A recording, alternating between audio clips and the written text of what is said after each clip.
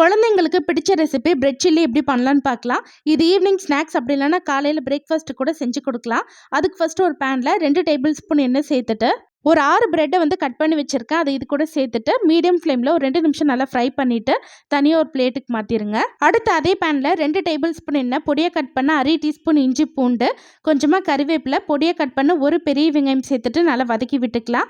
இது கூடவே பொடியை கட் பண்ண ஒரு பெரிய தக்காளி, அரை டீஸ்பூன் தனி மிளகாய் தூள், 1/4 டீஸ்பூன் கரம் மசாலா, அரை டீஸ்பூன் உப்பு சேர்த்துட்டு நல்லா வதக்கி விட்டுக்கோங்க. தக்காளி ஓரளவுக்கு வதங்கினோடனே பொடியை கட் பண்ண அரை குடமிளகா சேர்த்துக்கலாம். இது ஆப்ஷனல் தான். அடுத்து இதில் 2 டேபிள் ஸ்பூன் டொமேட்டோ சாஸ், ஒரு 1/4 கப் அளவு தண்ணி சேர்த்துட்டு ஒரு நிமிஷம் நல்லா குக் பண்ணிக்கோங்க. இப்போ நல்ல தொக்கு மாதிரி வந்துருச்சு.